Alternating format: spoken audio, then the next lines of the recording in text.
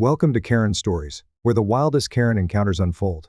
Get ready for hilarious, unbelievable, and shocking moments as Karens make the most outrageous demands. Don't forget to like, subscribe, and hit the notification bell to never miss a crazy story. Let's dive in. Raul had worked too hard for too long to let someone like Luna shatter his peace.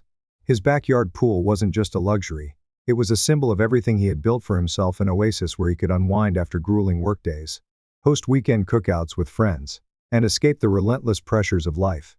Every inch of it was paid for with his own hard-earned money, designed exactly to his liking, a testament to his perseverance and success. But none of that seemed to matter to Luna. From the moment Raul moved into the upscale neighborhood, Luna made it painfully clear that she didn't believe he belonged. At first, her methods were subtle, wrapped in a thin veil of passive-aggressive hospitality. Exaggerated smiles that never quite reached her eyes. Nosy questions about his job and how he could afford a house in the neighborhood. Offhand comments about how the area has changed so much. But Raul had seen it before. He recognized the condescension, the veiled suspicion, the unspoken message, "You don't belong here." When she realized Raul wasn't someone who would be easily intimidated, she escalated. At first, it was merely annoying. A misplaced pool float mysteriously drifting into his yard. Her smug, lingering stares from her porch. The way she always seemed to be just too close, hovering near the property line like she was waiting for him to slip up. But then, she started stepping over boundaries literally. The first time it happened, Raul had come outside to find her in his backyard, reclining on one of his lounge chairs, sunglasses perched on her nose, sipping lemonade, as if she were a guest at a private resort. "Luna, what the hell are you doing in my yard?" he had asked, trying to keep his voice calm despite the anger boiling in his chest. She had simply waved him off with an infuriatingly lazy flick of her wrist. "Relax, Raul. It's just a chair. Neighbors should share, don't you think?" No. He didn't think so. Then came the police calls. At least half a dozen times, Luna had dialed 911 with fabricated complaints, each one more ridiculous than the last. One time, she reported him for acting suspicious in his own backyard. Another time, she claimed he was hosting dangerous gatherings when he had a few friends over for a simple barbecue. Each time, the police arrived, and each time, Raul had to stand there, calmly proving yet again that he was just a man trying to enjoy his own home. The officers, growing increasingly tired of Luna's antics, could do little beyond issuing her warnings. But warnings meant nothing to someone like Luna. She thrived on the discomfort she caused. Then she took it a step further. She began harassing his guests, marching onto his property uninvited, demanding they keep it down, even when the music was barely audible. She made snide, cutting remarks, accusing them of stirring trouble when all they were doing was chatting over a beer.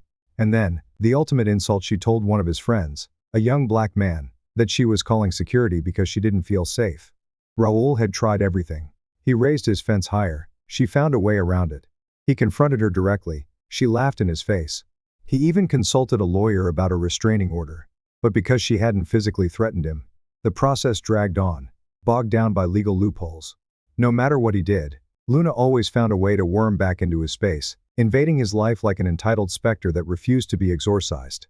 Raul was a patient man, but patience had its limits. And Luna was about to find out exactly what happened when she pushed too far. Raul had spent months trying to maintain his composure, trying to be the bigger person. But Luna was relentless. She didn't just cross the line, she obliterated it. Every measure he took to reclaim his privacy, every attempt to set boundaries, was met with an infuriating counter-move. It was no longer just about his pool or his property. It was about principle. It was about dignity.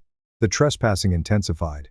Raul had installed a taller fence with a reinforced lock. But one afternoon, he found Luna inside his yard again, this time, reclining on a pool float in his water, sipping a margarita like she was on vacation at an exclusive resort. He stood at the edge of the pool, fists clenched. "Luna," he said, his voice measured, though his patience was wearing dangerously thin. "Get out." She didn't even have the decency to look startled. Instead, she tilted her sunglasses down just enough to peer at him, a slow smirk curling on her lips. "Oh, relax, Raul," she purred, swirling the ice in her drink. "It's just a pool. You should be happy to have such a popular spot." His jaw tightened. "You scaled my fence." She shrugged. "Had to. You locked the gate." That was the moment Raul realized Luna wasn't just entitled, she was deliberate. She was pushing him, taunting him, daring him to lose control so she could turn the narrative in her favor. He exhaled sharply, swallowing the urge to shout. Arguing with her was pointless. Luna thrived on conflict, on twisting reality to paint herself as the victim. Then came the night raids. Raul would wake up to find small, infuriating signs that Luna had been there: wet footprints on the patio, an empty wine glass abandoned by the poolside, a towel draped over one of his lounge chairs.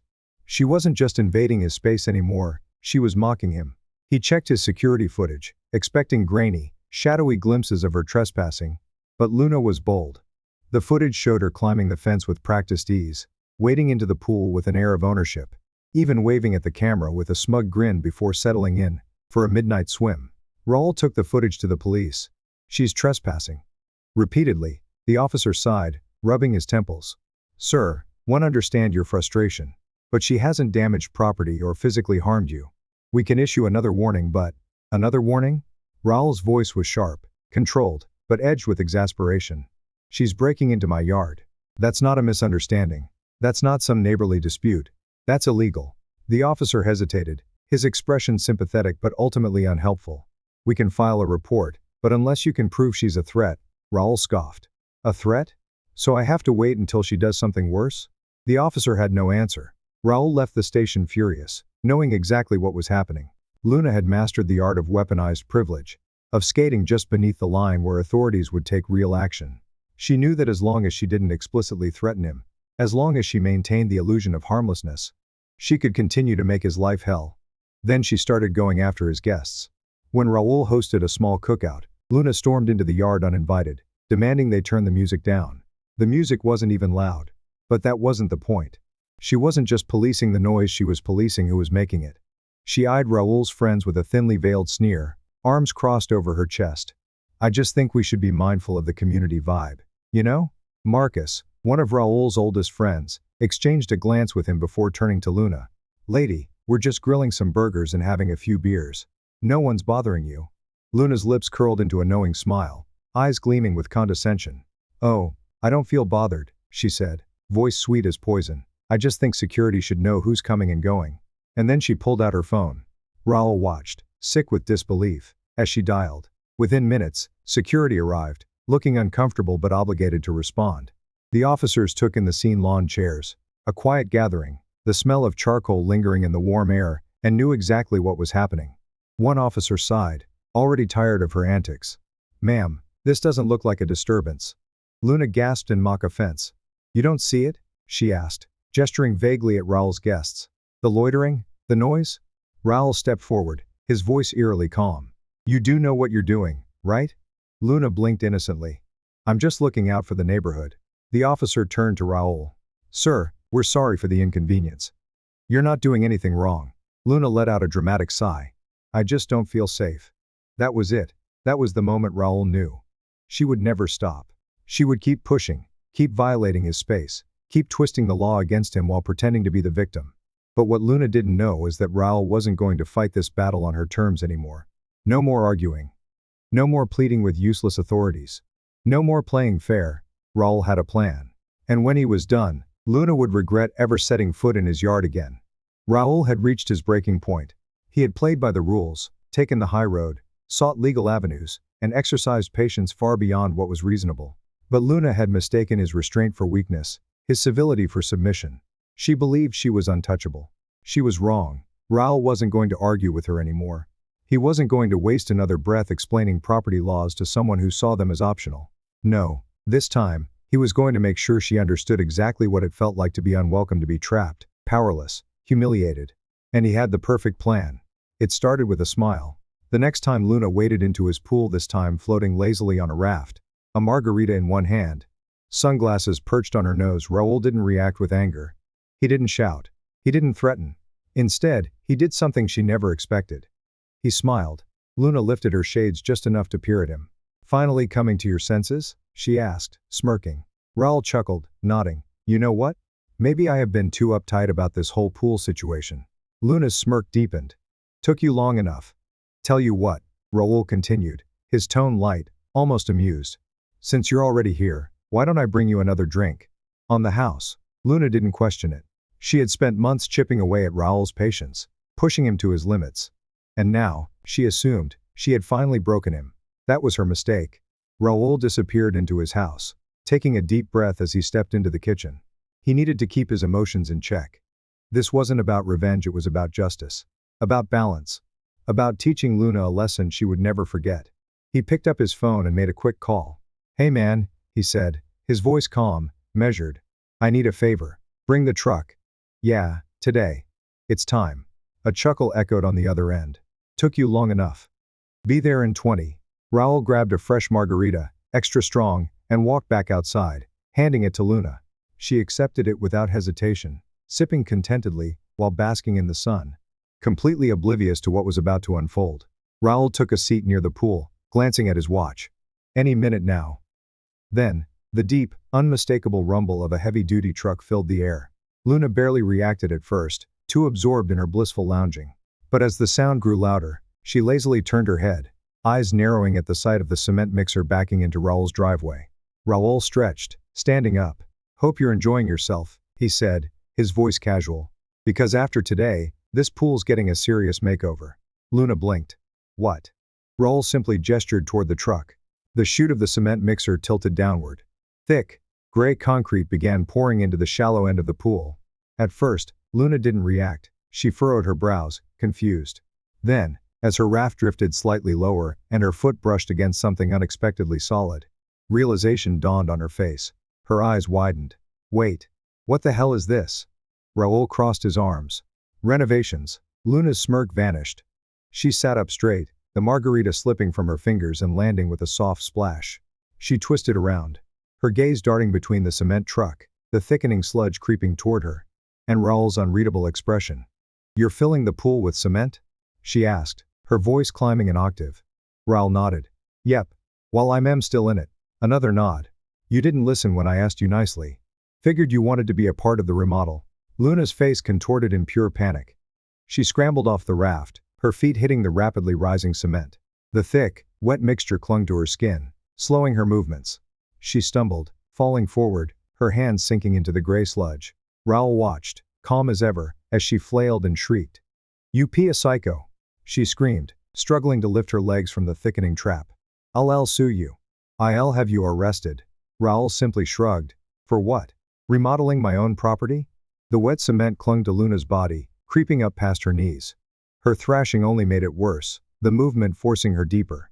Raul took a sip of his drink, the ice clinking against the glass. "Relax, Luna," he said, his voice eerily calm. "You're not in any real danger. You won't sink any further. In a few hours, once you've had some time to think, I'll call someone to chip you out." Luna's face turned an unnatural shade of red. "You can't leave me like this." Raul sighed, shaking his head. "I tried being nice. I tried setting boundaries. But you just wouldn't listen." He gestured to the cement surrounding her. "So now, since you love my pool so much, you get to be part of it." Luna let out a furious, helpless wail. Raul turned on his heel and walked back into his house, finally feeling something he hadn't felt in months. Peace. Luna had spent months treating Raul's property like her personal playground, convinced that she was untouchable, that rules didn't apply to her. But now, standing knee-deep in thickening cement, the reality of her situation began to sink in quite literally. Her breath came in short, panicked gasps as she struggled, yanking at her legs, but every movement only made things worse. The cement was heavy, dense, an unforgiving force tightening its grip with each frantic jerk. The raft she had so arrogantly floated on just minutes ago drifted away, useless now. Her designer swimsuit, once pristine, was now splattered with dull gray streaks, her perfectly styled hair falling limp with sweat and dust. Raul watched from the patio, arms crossed, his face a picture of calm satisfaction. He had no intention of letting the cement fully trap her. He wasn't a monster. But he also wasn't about to let her walk away from this without understanding exactly what it felt like to be powerless, humiliated, stuck. Luna's panic turned to rage. You can't do this to me," she shrieked, her voice raw with desperation. "This is illegal. I'll have you thrown in jail." Raul took a slow sip of his beer, savoring the moment. "For what, Luna?" he asked, tilting his head. "Renovating my own pool? Securing my own property?" He let the words linger, watching her seethe. "I warned you, over and over. But you just had to keep pushing." Luna's arms flailed as she tried to grab onto anything to pull herself free. But the cement was setting fast, rising just past her thighs now.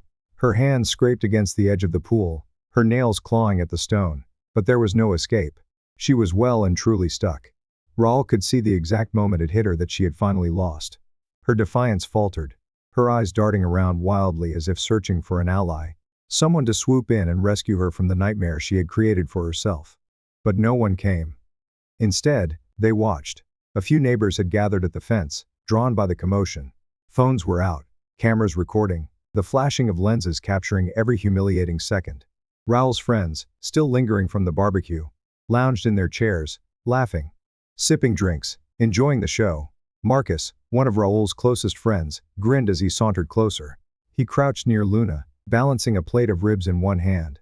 "You want some, Luna?" he asked, his voice dripping with amusement. "Oh wait," he smirked. "Never mind. You look a little stiff." Laughter erupted around them, the sound thick with satisfaction. Luna's face burned. "You people are sick," she spat, struggling uselessly. "This is torture." Raul arched an eyebrow. "Torture?" He let out a low chuckle. "Luna, this is just accountability, something you're not used to." The humiliation was unbearable.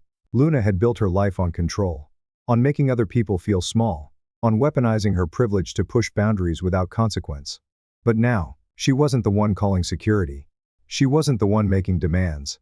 She wasn't in control. She was the spectacle. And the crowd was loving it. Then, as if things couldn't get worse, a local news van pulled up. A young reporter hopped out, adjusting her mic, while a cameraman sat up beside her. The red recording light blinked to life. This was going live. Luna's horror deepened. No, UCANT. The reporter turned to the camera, professional and poised. Breaking news from this suburban neighborhood, where an entitled trespasser has quite literally cemented her own downfall. The gathered crowd erupted again, cheers and jeers filling the air. Luna's mouth fell open in horror. She turned to Raul, her face twisted with fury and desperation. "You have to fix this," she screeched. "Call them off. Make them delete those videos." Raul shrugged, utterly unbothered. "Not my problem, Luna." Her breathing was ragged now, her once polished demeanor reduced to pure, unfiltered panic. This wasn't just an inconvenience anymore, this was ruin. Her pristine reputation, her carefully curated facade, was crumbling faster than the cement setting around her. Finally, after hours of marinating in her own humiliation, a specialized rescue crew arrived to chip her out. The process was slow, grueling, each chunk of hardened cement pried away with a chisel like peeling back layers of her own arrogance. When they finally pulled her free, she was a disheveled mess, her legs caked in dried concrete, her body trembling from exhaustion and humiliation. The second she was free, she bolted. She didn't say another word. She just ran, stumbling away from the scene of her greatest failure, pushing past onlookers, shielding her face from the barrage of cameras and mocking laughter. Raul watched her go, shaking his head. He knew, even before she reached her house, what would happen next. By morning, the video would go viral. By the next week, she'd be nothing more than a meme. Her face plastered across social media as Concrete Karen, Cement Cindy, Hard-Headed Luna. By the end of the month, she'd be gone for good. And Raul would finally have what he had wanted all along. Peace. Set in stone. By the time Luna stumbled into the police station the next morning, her face was a mask of barely contained fury. Dried streaks of cement clung to her legs. Her designer clothes were ruined, and the exhaustion from her sleepless, humiliating night weighed heavily on her. She slammed her hands on the counter, startling the officer behind the desk. "I want to press charges," she barked. "That lunatic cemented me into his pool. He humiliated me in front of the entire neighborhood. I want him arrested.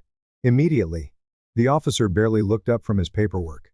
With a slow, disinterested sigh, he flipped open a folder. "And you were on his property. Why?" Luna's jaw tightened. "That's not the point." Actually, the officer interrupted, rubbing his temple as if he'd been expecting her. "It is the point." He leaned back in his chair. "We've got multiple complaints against you, Miss Luna.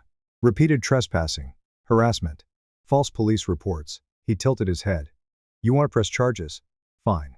But just so you know, Raul has every right to counter with his charges, including property damage." Luna's face turned a deep shade of red. "Property damage?" The officer slid a document across the counter. "Yep. The emergency crew that had to chisel you out? They wrecked a good portion of his newly renovated patio. That's destruction of private property. Which means," he smirked, "not only are you not pressing charges, but you actually owe him money." Luna blinked. "You've got to be kidding me." The officer shrugged. "Maybe next time. Stay in your own yard." With nothing left to say, Luna stormed out of the station, her heels clicking angrily against the tile. But the nightmare was far from over. By the time she got home, her phone was blowing up. The video had gone viral overnight. Memes flooded the internet. Concrete Karen. Cement Cindy. Hard-headed Luna.